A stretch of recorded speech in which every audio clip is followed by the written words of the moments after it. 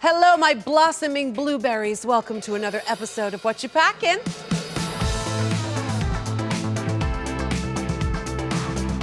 Joining me today from New York City, it's Plasma. Hello, mother. How are you, doll? I'm wonderful. I'm rested. I feel lovely. Where did you grow up? I grew up in Northeast Texas. I was born in Austin. Okay. And then I moved to Northeast Texas to a town called Mount Pleasant. Where's it by? It is by a whole lot of absolutely nothing and nowhere. Right. Yeah. How did a flamboyant child like yourself do in Northeast Texas? I like to say I won the parent lottery. I have a wonderful, fantastic, unbelievable family. And my mother and father are the most supportive people in my life. So are your parents still there? Yes, they still live there. Wow. Yeah, and my grandparents live there, and like my extended family lives there. I have a ton of stories about my genuine relationship with my grandparents and like the people who shaped me into the human being and the artist that I am now. Did you even need to come out to your family, or did they? My mom sat me down one day and she said, if you ever have something you would like to tell me, I got the rainbow flag in my purse. I love And her. I was like, Stacey, you ate that. Oh my gosh, what about Grandma, who you're so close with? Well, it's another credit to my mother, who is a huge fan of yours, by the way. And she is like, she's also what we call a PhD, a platinum hair diva. Oh, I love it already. But my grandparents found out that I was queer when my parents hosted a dinner party. And my mother was like, Sarah, take your brother out to go get some ice cream. Stop. And so, yeah, so we left the house, and the story goes that my mother stood up at the dining table and like Margaret Thatcher style, like in the Situation Room. And she was like, she looked at her parents and she said, I have very high expectations of you. And if you would like to be a part of your grandchildren's lives, I already know the kind of response I'm going to get from you with the information I have to share. And how was the response? Favorable, very favorable. My grandmother looked at me and said, well, as long as you bring a nice man home for fried chicken, we don't really care. Oh, stop. Yeah. Does your family sound like that? Yes. Then how do you sound like this? With a lot of hard work and a BFA. Where did you go to college? Went to the University of Oklahoma, and it was lovely. Okay. They have a huge queer alumni network, and they have the Gender and Equality Center at the University of Oklahoma that put on the largest drag show in the state of Oklahoma. How amazing is that? Yeah, the first year they brought in Kennedy Davenport. Oh, And yes. I was a freshman. We were gagged. Yeah, I bet. And then the next year they brought in Alyssa Edwards. All these Texans? All these Texans. Did you major in musical theater? What gave it away? I mean, I don't know. When do you decide New York City is where I need to be? Oh, early. But you didn't apply for schools in New York. I really, really wanted a classic college experience. I wanted to keep my car. I drove a red and white Mini Cooper. I loved that car. I named it Bernie after Bernadette Peters and her red hair. Obviously. But I was always meant to live in New York. I saw Wicked when I was in 4th grade. My parents say that they were just watching me the whole time because I was like drooling over Wicked. First time I ever heard the soundtrack, original cast recording of West Side Story. It was the only record we had in my house, and I was like, what's this? I put it on and I went, and learned every single moment from overture to finale. And that was the moment my life changed, and it sounds like that was the moment your life changed when you were, how old were you? I think I was 11. 11, seeing Wicked. How many times did you audition for RuPaul's Drag Race? This would be my first. Your first? My first audition. First and done. Okay, so you get the call and you say, you've been cast. What goes through your mind? What happened? I was hosting a viewing party for the season 15 reunion that evening. And had you always been involved in the viewings in this? Yes, I had done the whole viewing party circuit of the whole season at a little bar in the West Village called the Duplex. So what took you so long? I did not want to audition until I felt ready. I wanted to be in a place of self-awareness to be able to receive criticism in a way that would make me stronger and not overwhelm me. Well, you are a theater kid, so criticism's part of what we do. Well, yes. So I think it's a given, and you know what you're walking into when you come on this show. That's why I don't understand people who are offended by critiques. Like, it is what it is, and you have to take from it something that you can work with. And did you find you were able to do that? Oh my God, I know you did with the makeup critiques that I gave you. Oh, I owe you a thank you for that. Because I am now a pretty girl. I feel pretty, if you will. Oh, so pretty. Oh, so pretty. I feel pretty and witty and honey. Very gay. Very gay. Very gay. So you're standing outside preparing to walk into the workroom for the very first time. What is going through your mind?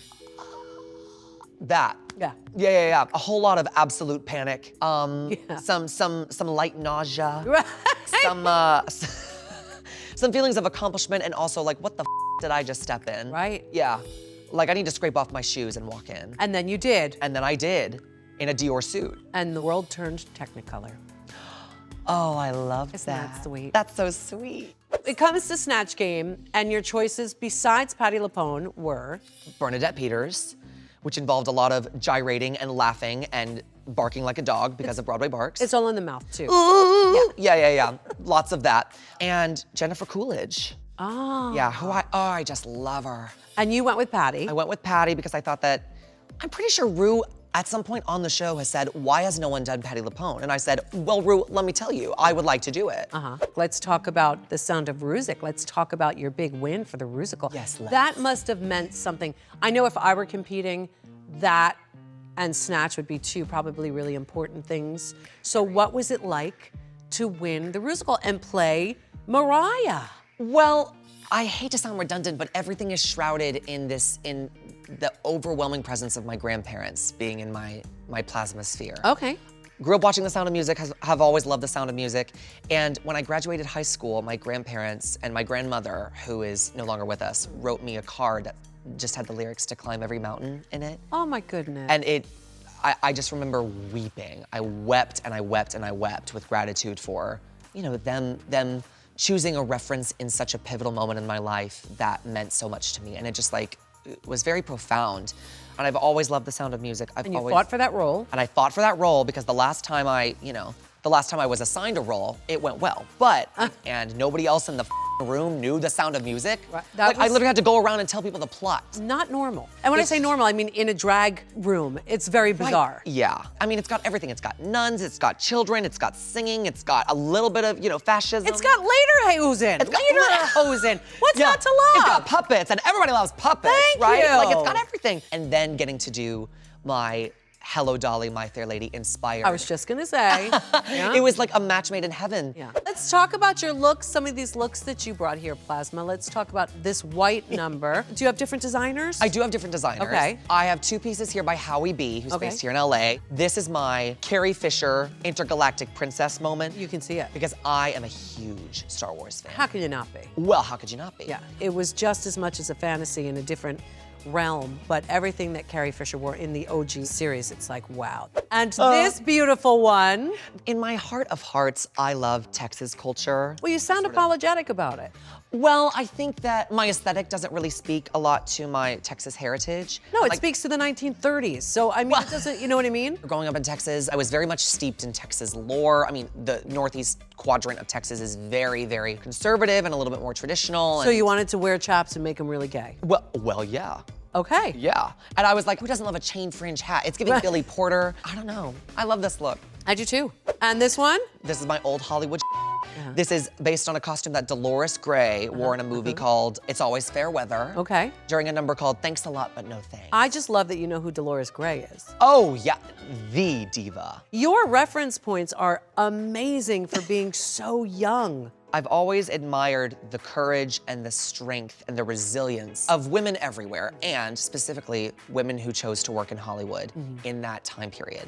Because of course, all you see is Dolores Gray and she's doing her number and she's ripping a fur, she's having a reveal, and it's fabulous. Right. And then you hear of the stories of what was actually happening. Right. And to me, thinking about putting on the facade, it's almost kind of like getting a drag because like your problems just sort of melt away and you're at the ideal. Yeah, well, here's a news flash. It's still happening to women in Hollywood. Yes. It's happening everywhere. That's why I think there's such a kinship between strong women and gay men. So Absolutely. I love that you love that, and I love that you brought my idol, Patti LuPone, to the Snatch Game. Was your experience in RuPaul's Drag Race what you hoped it would be? Because you did quite well. In almost every way, it exceeded all expectations. Yay! It really did. Like, I had no idea that I would win anything, let alone two things that are so important to me. Exactly. Yeah, like the fact that there was a Barbra Streisand sketch. Which was the RDR Which was the RDR live. Yeah, and I brought my gold dress. That's a Halston, by the way. That gold dress I wore. Really? Was a Halston. Yeah, I borrowed it from a friend. Oh, good. Yeah. Well, then, like, I had the perfect Meaning I'm experience. glad you didn't buy it, because... Oh, yeah. Yeah. Yeah, no. Being able to sing live, doing Barbara, was just, like, my 15-year-old self who sang Don't Rain on My Parade in the shower in Northeast Texas was living for that. Yeah. And then, of course, when The Sound of Rusic comes up, I'm like, well, don't fight what you're right for. No.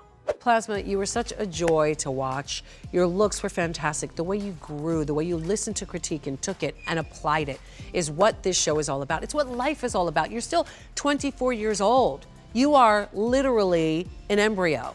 So your whole life is ahead of you, and you've already accomplished this, and you did quite well. So I'm so excited to see what your future brings, whether it's Broadway, the West End, whatever you're gonna be doing. I know you'll be doing loads of it, and we'll see your name everywhere. Thank you for joining me for another episode of Whatcha Packin. I'll see you next time. Bye.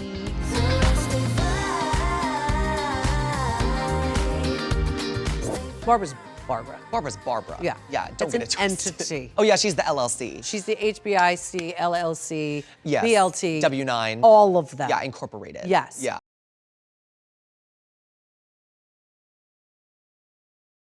You know where to go for the mecca of gay. It's right here, and you know that's right. So make sure you click to subscribe so you never miss a thing.